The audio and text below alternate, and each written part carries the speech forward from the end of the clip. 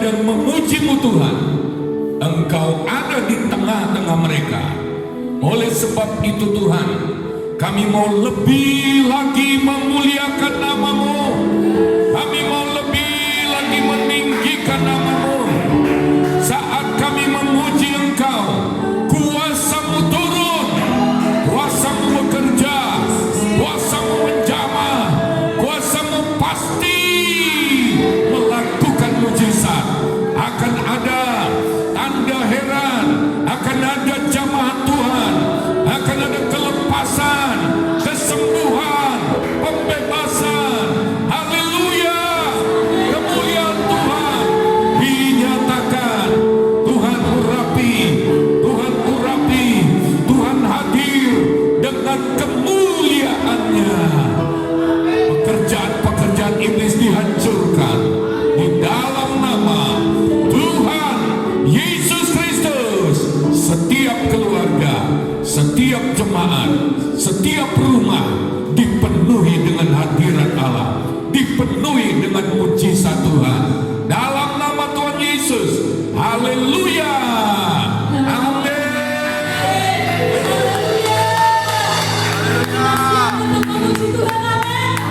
Allah kita heran dan besar. Haleluya. Mari kita nyanyikan Allah kita heran dan besar. Yes, amin. Tuhan, kami ingin menari melompat untuk Engkau, Yesus. Allah kita heran dan besar. Allah yang heran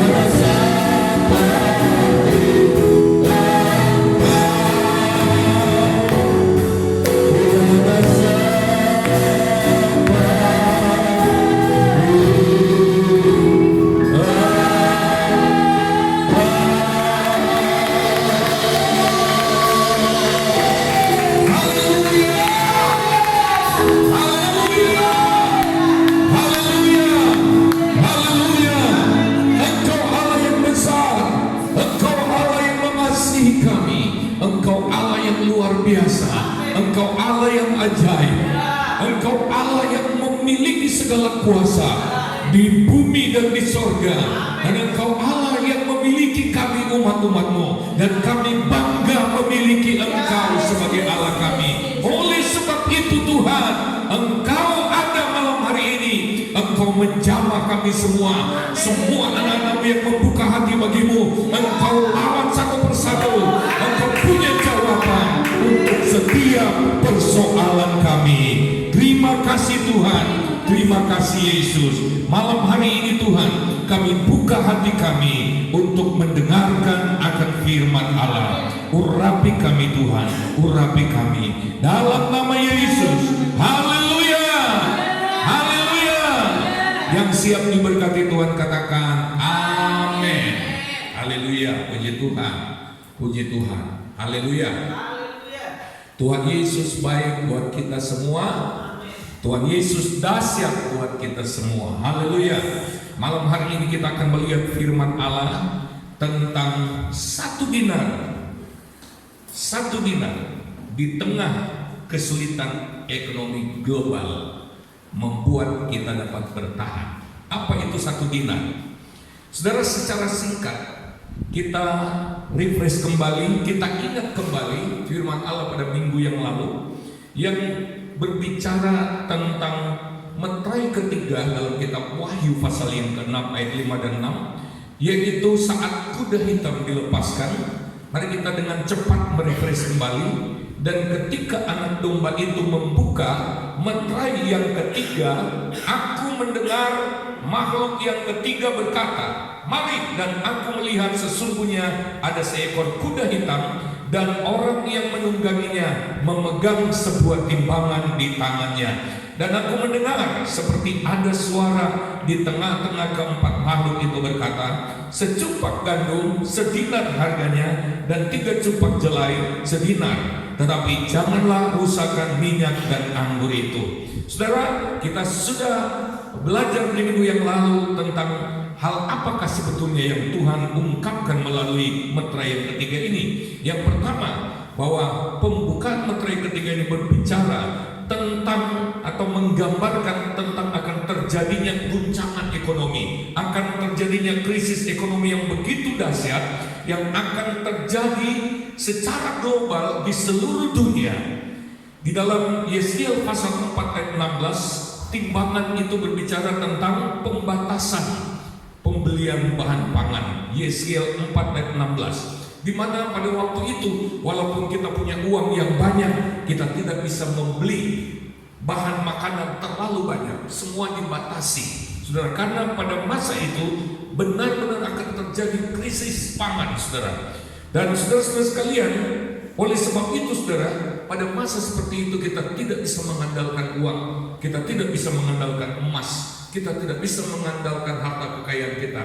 Karena pada saat itu si kuda hitam, si penunggang kuda hitam diberi otoritas untuk membatasi pembelian, saudara, karena terlalu sedikit.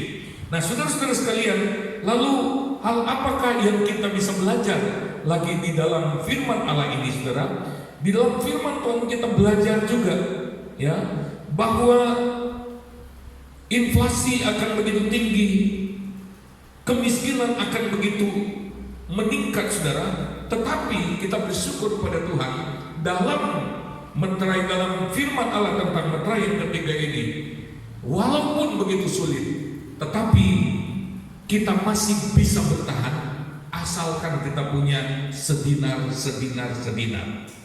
Karena secupak gandum sedinar harganya, 3 cupak jelai sedinar harganya, saudara. Yang celaka kalau kita tidak punya sedinar lagi, saudara sekalian. Nah, lalu kemudian kalau kita mengerti minyak dan anggur juga, maka kita bisa bertahan. Karena minyak dan anggur tidak boleh dirusakkan. Minggu lalu kita sudah belajar tentang arti dari minyak dan anggur itu. Hari ini kita akan fokus ke 1 dinar, saudara. 1 dinar. Karena ada 4 hal yang bisa membuat kita bertahan pada masa kuda hitam ini dilepaskan, yaitu 1 dinar, lalu kemudian gandum walaupun terbatas, jelai walaupun terbatas, dan minyak dan anggur. Mari kita lihat tentang 1 dinar. Kita buka dalam Matius pasal yang ke-20. Kita akan detail melihat Matius pasal 20. Kita akan belajar tentang dinar di dalam Matius pasal yang ke-20. Dalam ayat yang pertama berkata, Matius 20 ayat yang pertama, "Adapun hal kerajaan surga sama seperti seorang tuan rumah yang pagi-pagi benar keluar mencari pekerja untuk kebun anggurnya. Setelah ia sepakat dengan pekerja-pekerja itu mengenai upah sedinar sehari, ia menyuruh mereka ke kebun anggurnya. Kira-kira pukul 9 pagi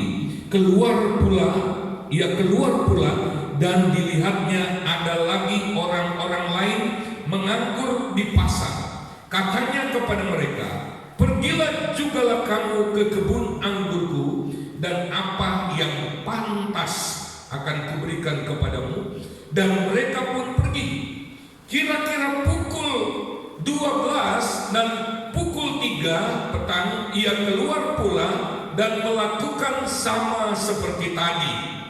Kira-kira pukul 5 petang ia keluar lagi dan mendapati orang-orang lain pula.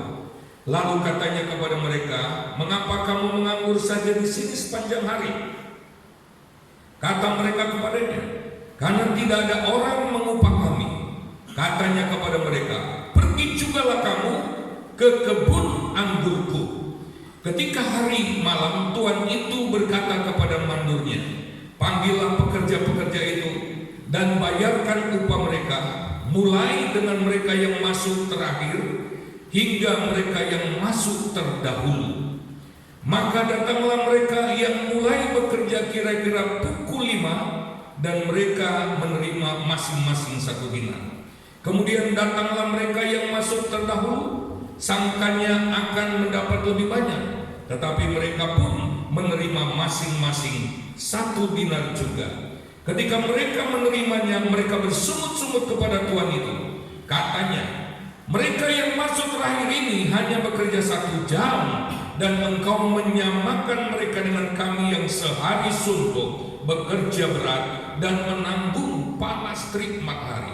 Tetapi tuan itu menjawab seorang dari mereka, saudara, aku tidak berlaku tidak adil terhadap engkau.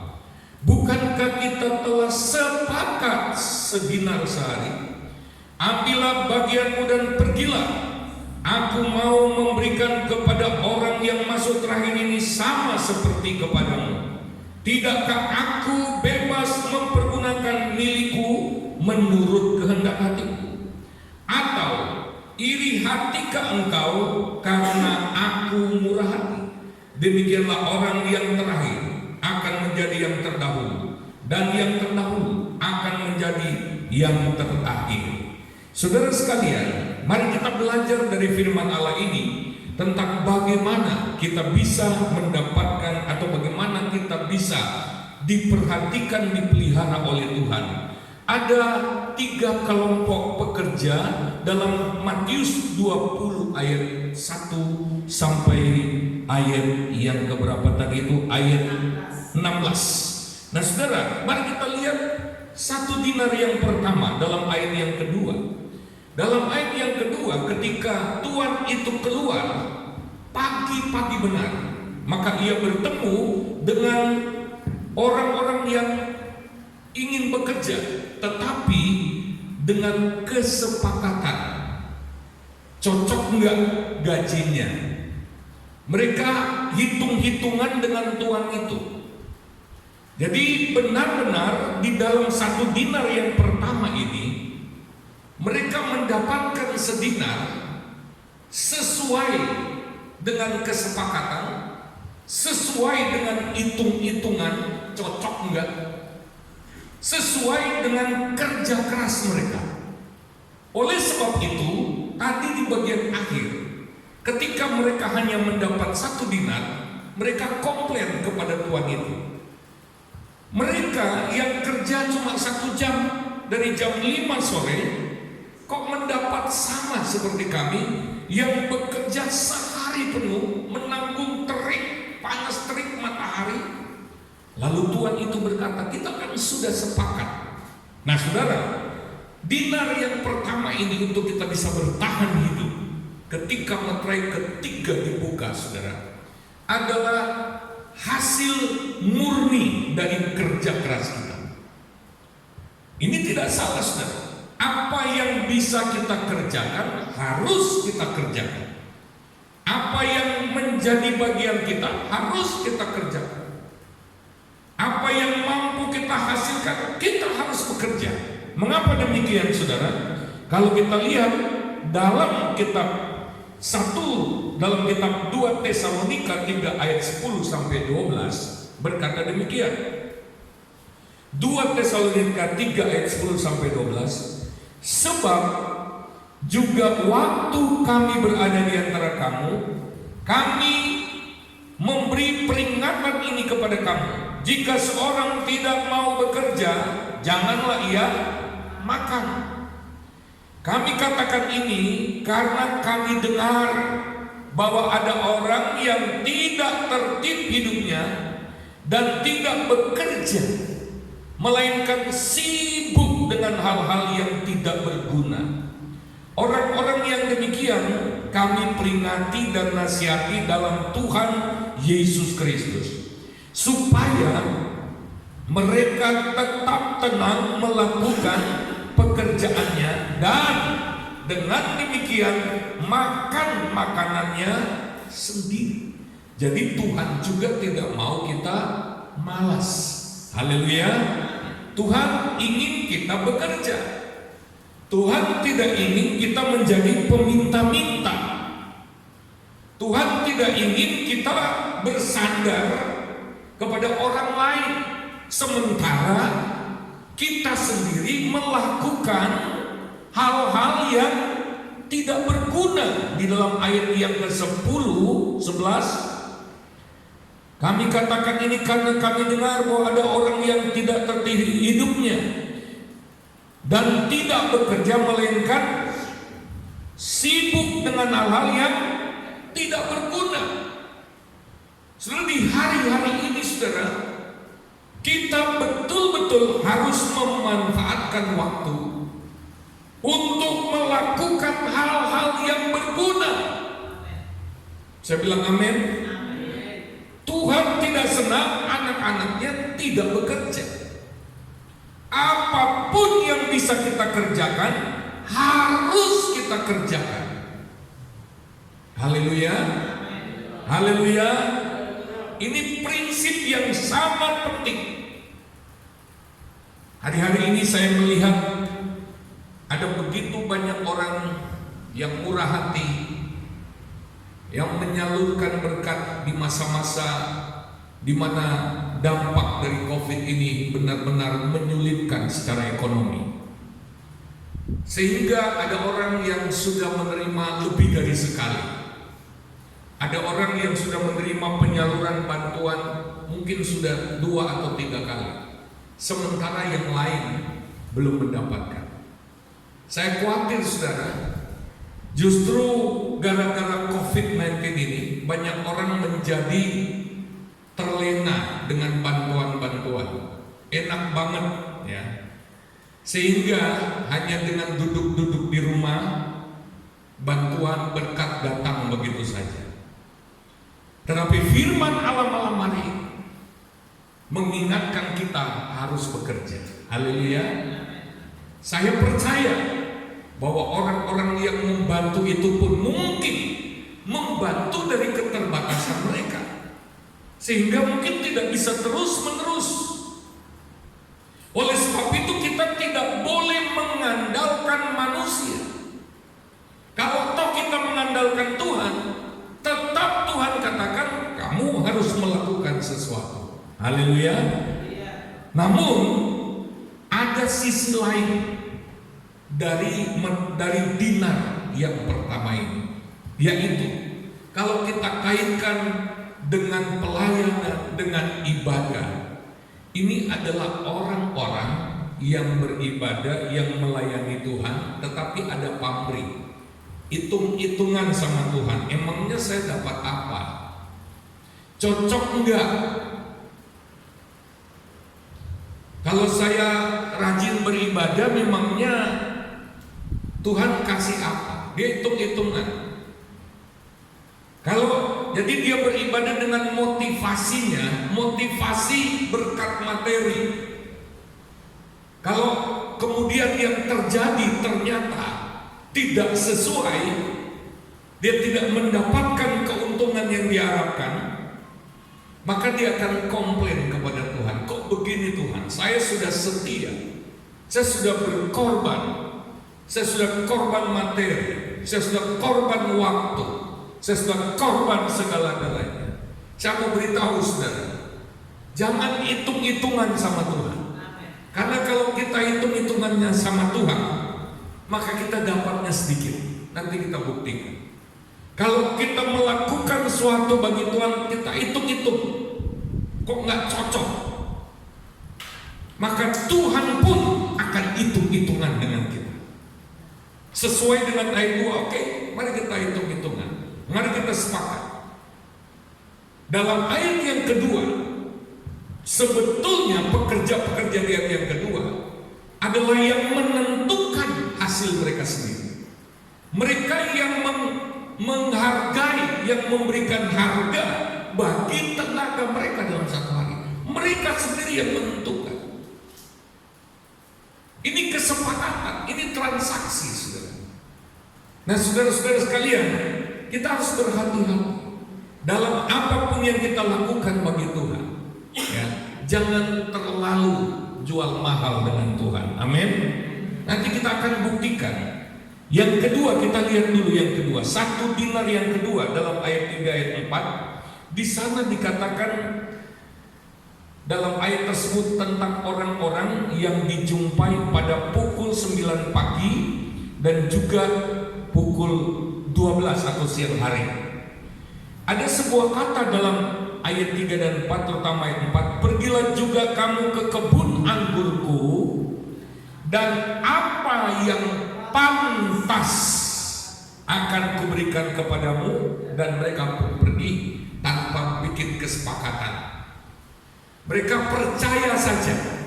Katakan bersama, percaya saja bahwa Tuhan itu pasti baik. Amin. Tuhan itu, pemilik kebun anggur itu tidak akan mencuri.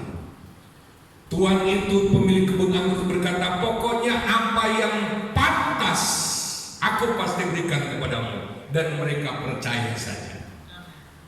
Ini lebih baik daripada kelompok yang pagi-pagi benar, di mana orang-orang ini, kelompok yang kedua ini, terima saja, terserah, kami percaya. Tuhan juga senang kalau kita percaya kepadanya. Amin.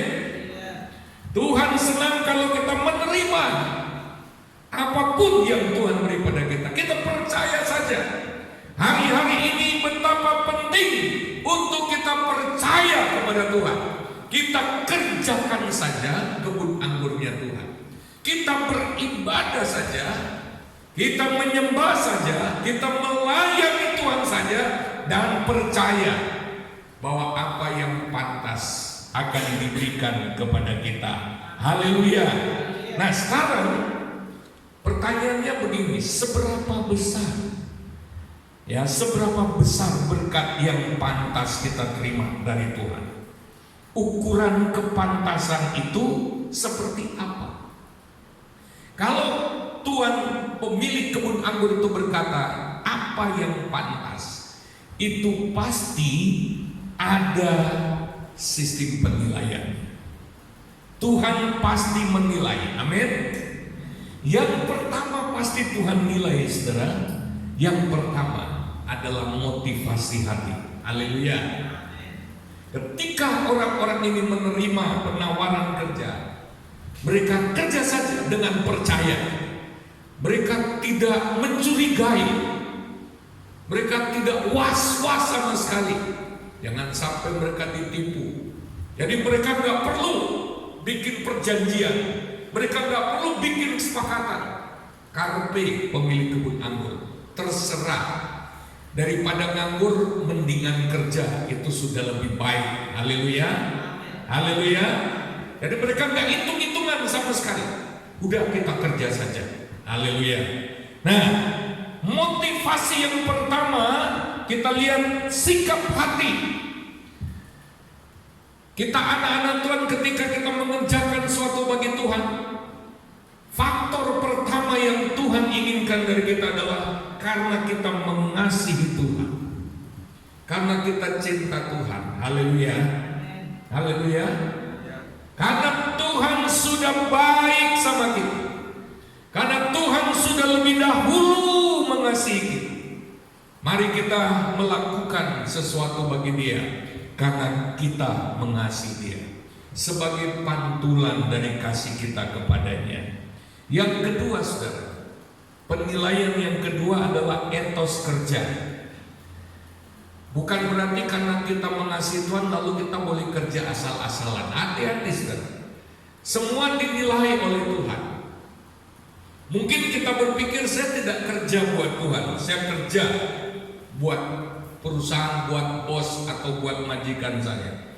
Tapi semua dilihat oleh Tuhan. Karena firman Tuhan berkata begini, apapun juga yang kamu lakukan, lakukanlah untuk Tuhan. Amin. Kolose 3 ayat 23. Artinya, apapun, semua yang kita lakukan, apakah kita lakukan untuk Tuhan, atau kita lakukan hanya untuk mendapat upah dari manusia? Itu ada penilaiannya. Apakah kita akan diberkati luar biasa oleh Tuhan dalam apapun yang kita lakukan? Itu berdasarkan penilaian Allah. Amin. Haleluya. Yang ketiga, penilaiannya adalah kualitas. Apakah mutu atau bentuk pekerjaan pelayanan kita pantas untuk kita persembahkan kepada Tuhan, atau hanya asal saja? Haleluya. Sebelum ibadah ini berlangsung, saya kirimkan sebuah audio supaya didengarkan, supaya kita hati-hati dalam melayani Tuhan. Jangan asal saja, jangan sekedarnya saja. Harus ada gairah, harus ada semangat, karena kita mengasihi Tuhan. Kita kerjakan pelayanan ini, jangan dengan keterpaksaan. Oleh sebab itu tadi sebelum kita mulai, kita harus latihan dulu. Kita harus persiapkan dengan baik, sebaik mungkin yang bisa kita kerjakan. Kita persiapkan hati, persiapkan skill, supaya apa yang kita persembahkan pada Tuhan, Tuhan anggap pantas, bukan malah melecehkan Tuhan. Amin. Jangan kita memberi kepada Tuhan seolah-olah Tuhan itu gak punya apa-apa. Kita memberi kepada Tuhan bukan karena Tuhan gak punya apa-apa. Itu hanya sebagai pengakuan bahwa segala sesuatu yang ada dalam hidup kita adalah milik Tuhan. Haleluya. Haleluya. Jadi Tuhan punya cara menilai untuk kepantasan berkat yang akan kita terima. Yang keempat, saudara, penilaian yang keempat itu berdasarkan pengorbanan. Seberapa besar yang kita korbankan, yang kita investasikan di dalam apa yang kita lakukan. Apakah ada pengorbanan atau tidak? Itu nilainya luar biasa. Kalau kita beri kepada Tuhan sisa-sisa atau kelebihan, di mana kita tidak merasa berat untuk memberikan, karena kita berlebih, itu bukan korban. Korban itu kalau kita memberinya itu ada rasa sakit. Karena apa? Pengorbanan atau korban itu seperti memotong sebagian dari hati kita untuk diberikan kepada Tuhan. Ada luka karena sebagian dari kepentingan kita, apalagi itu menyangkut kedagingan kita, kesenangan kita. Sebetulnya saya ada kegiatan, ada sesuatu yang sekedar sebenarnya untuk diri kita sendiri, tapi kok harus melayani, tapi kok harus mengerjakan sesuatu bagi Tuhan. Ini bagaimana ini? Saya mau beritahu saudara, kalau saudara sedang berdoa dan Tuhan atau Roh Kudus mendorong saudara untuk melakukan sesuatu, dan saudara merasa ini berarti harus mengorbankan sesuatu, tapi kalau Tuhan yang minta, lakukan itu, kau akan dapat berkat lebih dari kelompok pagi-pagi benar itu, kelompok pekerja pagi-pagi benar. Haleluya. Haleluya. Dengar baik-baik, dengar baik-baik. Ya. Jadi Tuhan juga menilai seberapa besar pengorbanan.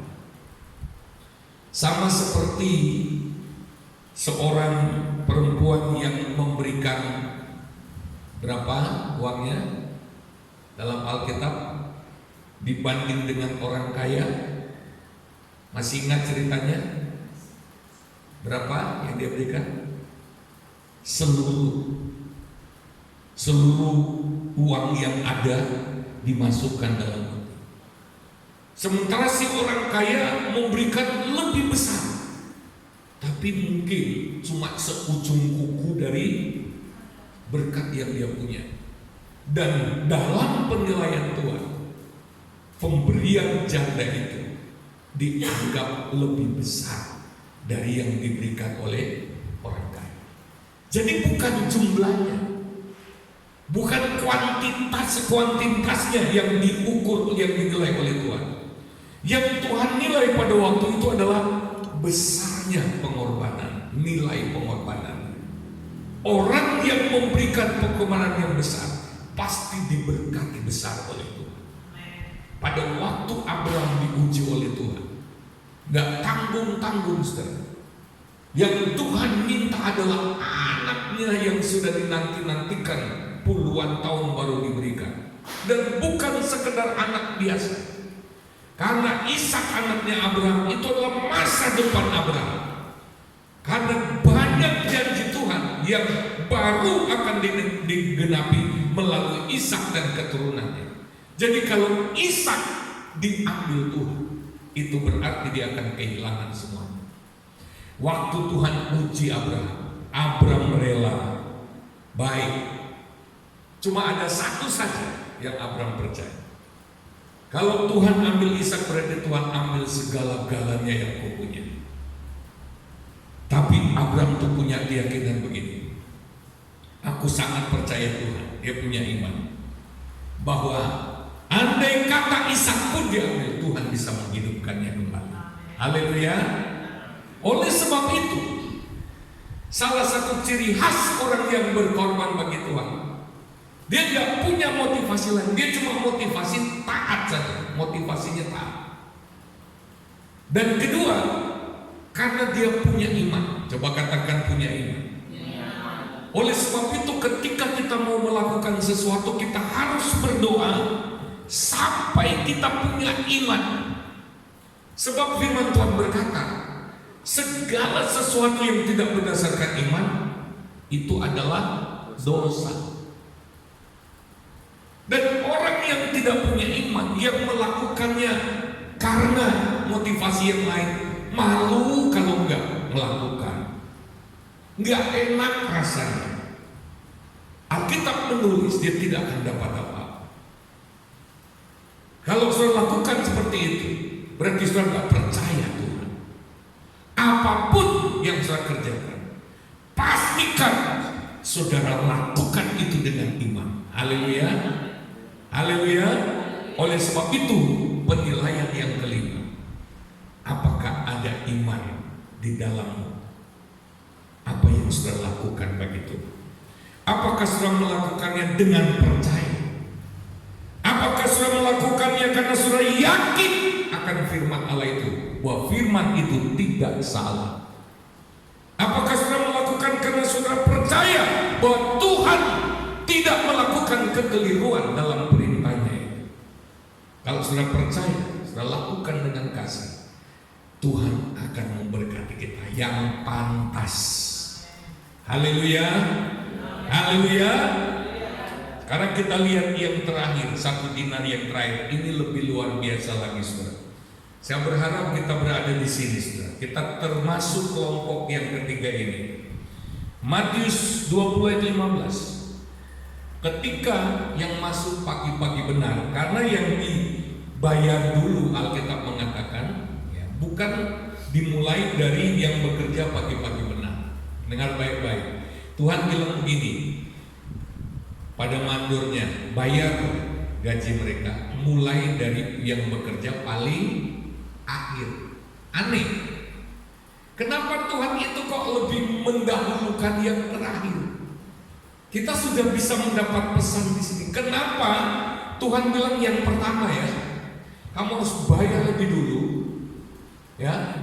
Yang bekerja paling akhir, yang cuma kerja 1 jam, didahulukan, diprioritaskan. Ini kalau antrian, saudara, orang sudah lapar, tapi Tuhan bilang begini, dahulukan yang ketiga. Ini menyebabkan yang kerja dari pagi itu komplain. Kok gitu? Apalagi setelah dibayarkan gajinya sama.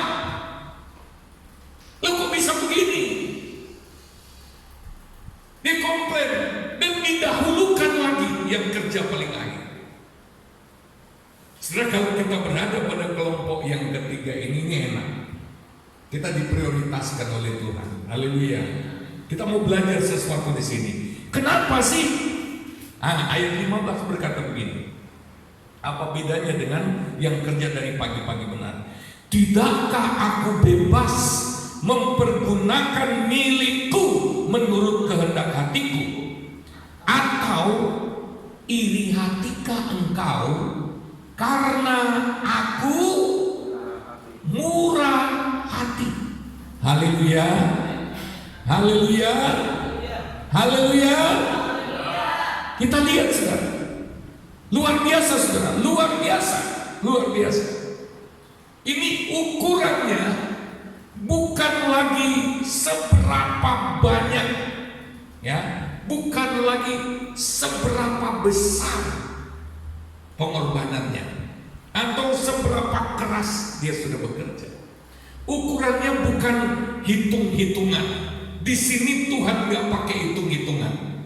Di sini dasar satu dinarnya adalah kemurahan hati Allah. Coba baca lagi, ya. Atau iri hatikah engkau karena aku murah hati? Ini rahasia besar, saudara. Kita harus percaya akan kemurahan hati Allah. Ada pelajaran penting yang kita belajar di sini, saudara. Memang kita harus bekerja, tapi tidak cukup kalau kita hanya andalkan kerja keras kita, nggak cukup. Saya bilang amin. Nggak cukup kalau kita cuma andalkan kemampuan kita. Saya ingin beritahu bahwa orang-orang yang mengandalkan kemurahan hati Allah, orang-orang yang bergantung kepada kemurahan Tuhan, orang-orang yang sadar bahwa kekuatan diri sendiri tidak akan cukup memadai, orang-orang yang sadar bahwa dia tidak cukup kuat jika hanya mengandalkan kemampuan diri sendiri, lalu bergantung, bersandar kepada kemurahan Tuhan, adalah orang-orang yang dicintai Tuhan. Dia tidak menyombongkan diri. Orang yang masuk jam 5 ini, dia mau hitung-hitungan apa dengan Tuhan? Dia cuma kerja 1 jam. Apanya yang mau diperhitungkan dengan Tuhan? Dia hanya bisa diam saja. Dia hanya berharap kemurahan hati si pemilik kebun anggur itu. Dan ternyata dia mendapatkan, dalam hitungannya dia mendapatkan lebih banyak. Dia dapat lebih banyak kalau dihitung dari jam kerja saya. Yang kerja dari pagi-pagi benar sampai sore, itu berarti sekitar 10 jam ini. Dia dapat terlalu sedikit, cuma 1 dinar dikali 10 jam. Tetapi yang kerja jam 5 mengandalkan kemurahan Tuhan, 1 jam dihargai 1 dinar. Haleluya, haleluya. Saya mau beritahu, mengandalkan kemurahan Allah, hasilnya bisa berlipat-lipat kali lebih banyak. Bergantung kepada anugerah Allah, kita bisa mendapatkan kekuatan yang berlimpah-limpah. Coba baca, tolong dibacakan, ya, mendekat sini, baca 1 Korintus pasal yang ke-15 ayat yang ke-10. 1 Korintus pasal 15 ayat yang ke-10. 1 Korintus 15 ayat yang ke-10, demikian firman Tuhan. Tetapi karena kasih karunia Allah, aku adalah sebagaimana aku ada sekarang, dan kasih karunia yang dianugerahkannya kepadaku tidak sia-sia. Sebaliknya aku telah bekerja lebih keras daripada mereka semua. Tetapi bukannya aku, melainkan kasih karunia Allah yang menyertai. Haleluya. Dengar baik-baik. Rasul Paulus bisa kerja lebih keras. Artinya apa? Kemampuannya bisa berlipat. Bukan karena dia, tapi karena kasih karunia. Haleluya. Ketika kita bersaing, berkompetisi dengan orang lain, kita bisa bekerja lebih keras karena ada kekuatan kasih karunia yang menolong kita. Oleh sebab itu, jangan hanya andalkan kerja keras kita sendiri saja. Hari-hari ini andalkan kasih karunia Tuhan. Hiduplah melekat dengan Tuhan. Kalau kita lihat firman Allah tadi, saya percaya ya, kita akan terheran-heran. Ada orang yang jungkir balik, yang kerja kerasnya luar biasa, tetapi orang yang kelihatannya ya seperti ya pokoknya bekerja, tapi kok hasilnya lebih berlimpah daripada yang kerja keras. Amin. Karena mengandalkan kasih karunia. Coba baca Efesus pasal 3. 2 ayat terakhir kalau saya tidak salah. Efesus pasal 3. Kalau kita andalkan kasih karunia Tuhan, mari maju ke depan. Efesus pasal 3. Haleluya. Efesus pasal 3. Ayat 2 ayat terakhir. Efesus 3 ayat 20-21. Bagi dialah yang dapat melakukan jauh lebih banyak daripada yang kita Bagi dialah yang dapat melakukan jauh lebih banyak. Oke, terus daripada yang kita doakan atau pikirkan, seperti yang ternyata dari kuasa yang bekerja di dalam kita. lanjut. Bagi dialah kemuliaan di dalam jemaat dan di dalam Kristus Yesus turun-temurun sampai selama-lamanya. Haleluya, puji Tuhan. Kita lihat rahasianya untuk mengalami kasih karunia Allah. Rasul Paulus, dia bekerja lebih giat untuk Tuhan. Dia alami kasih karunia yang berlimpah. Efesus pasal 3. Asal semuanya bagi kemuliaan Tuhan, untuk kemuliaan Tuhan. Ya, di dalam jemaat atau dalam apapun yang kita lakukan, Allah akan melakukan jauh lebih banyak daripada yang kita doakan. Tujuannya adalah untuk kemuliaan Tuhan. Kalau kita mau mengalami kasih karunia Allah, berkat yang berlimpah-limpah, lebih daripada yang kita doakan, hiduplah bagi kemuliaan Tuhan. Itu harus menjadi tujuan utama hidup kita. Kita hidup membawa kemuliaan bagi Tuhan, untuk tujuannya Tuhan. Haleluya, puji Tuhan.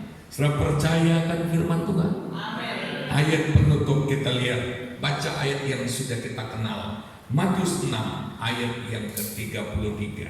Kalau kita mau mengalami kasih karunia Allah, berkat-berkat lewat kasih karunia Allah, mari kita belajar. Haleluya, haleluya. Kita baca Matius 6 ayat 33. Matius 6 ayat 33. Matius 6 ayat 33. Tetapi carilah dahulu kerajaan Allah dan kebenarannya, maka semuanya itu akan ditambahkan kepadamu. Haleluya, katakan bersama, ditambahkan. Ditambahkan. Saudara mau mengalami ditambahkan? Tuhan akan menambahkan atas kemurahan hati Allah. Yang penting cari dahulu kerajaan Allah. Nanti Tuhan akan menambahkan yang masih kurang. Kerja keras kita belum memadai, tapi kalau kita cari kerajaan Allah, kita utamakan kerajaan Allah, maka kita akan mengalami penambahan dari Tuhan. Kita akan mengalami surplus dari Tuhan. Kita akan bertahan sekalipun kuda hitam sudah mengamuk, sekalipun guncangan ekonomi datang, Tuhan akan pelihara hidup kita. Besar anugerah-Mu,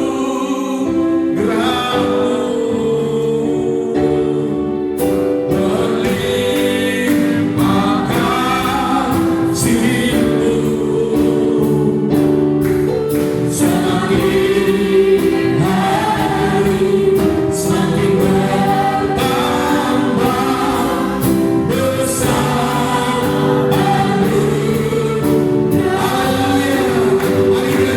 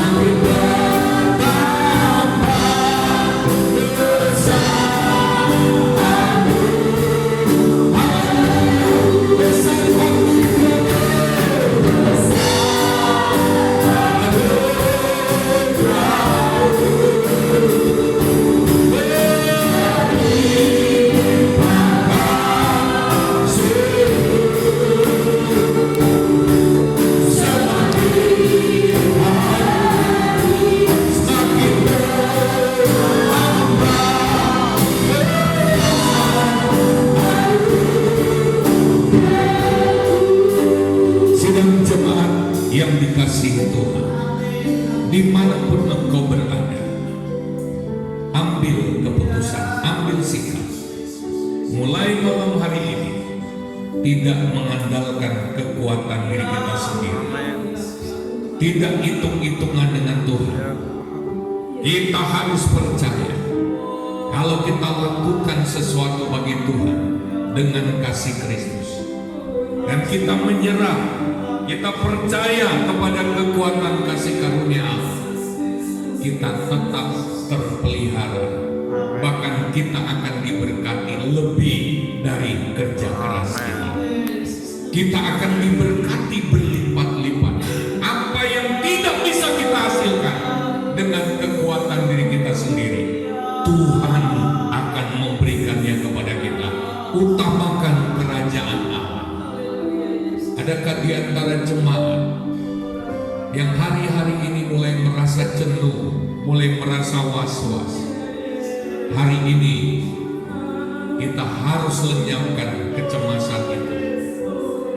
Tuhan mau gantikan itu dengan pengharapan. Percayalah, kita adalah anak-anaknya. Tidak mungkin ditinggalkan oleh Bapa surgawi kita.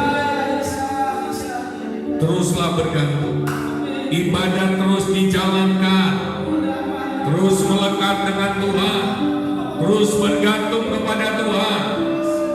Hari-hari bisa bertambah sulit, tetapi bagi anak Tuhan tidak ada suatu pun yang sulit, karena dia punya Tuhan. Haleluya, haleluya. Dimanapun engkau berada, angkat imanmu saat ini juga.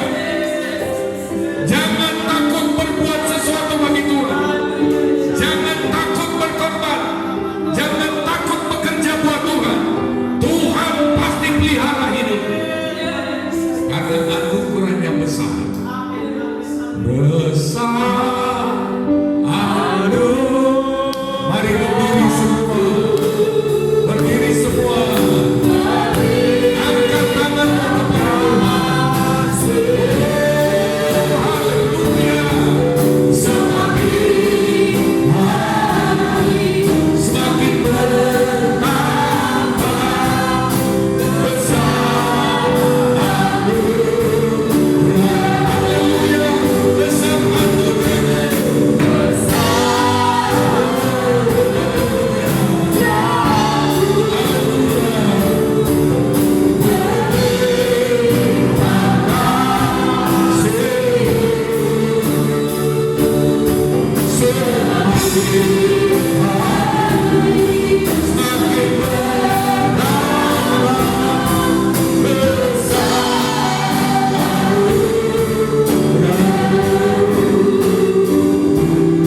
Bapa di sorga, Engkau Allah yang luar biasa.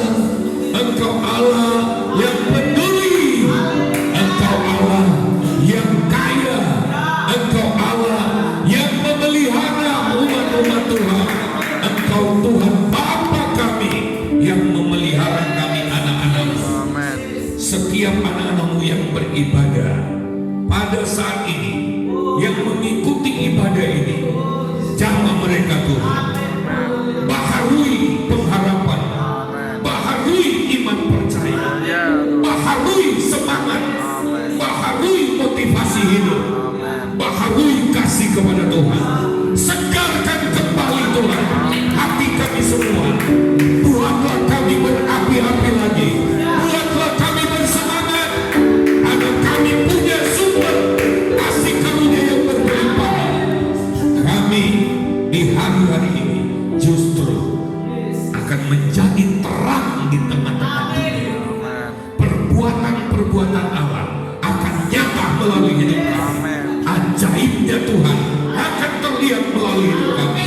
Perbuatan-perbuatan Allah yang gagah perkasa terjadi di dalam kami dan melalui hidup kami.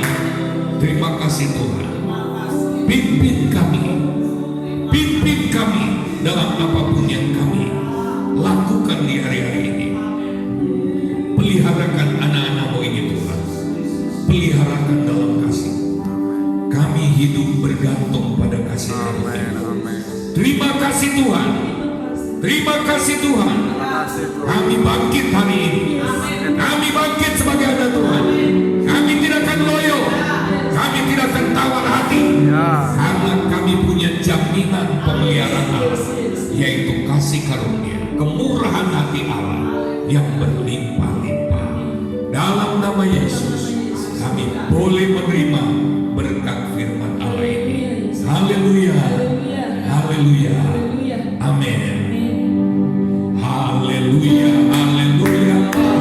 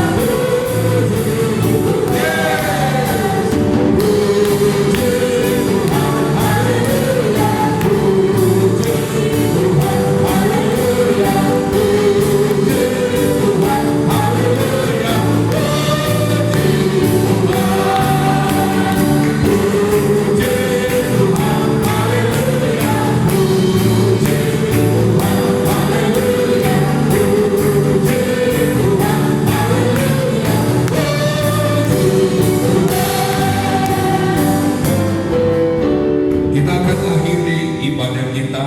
Persembahan saudara diberikan kepada bendahara. Mari kita tunduk kepala dan kita akhiri ibadah ini. Terima kasih Bapa untuk kasih dan berkat-Mu yang kami boleh nikmati dalam ibadah ini. Kami benar-benar dikuatkan.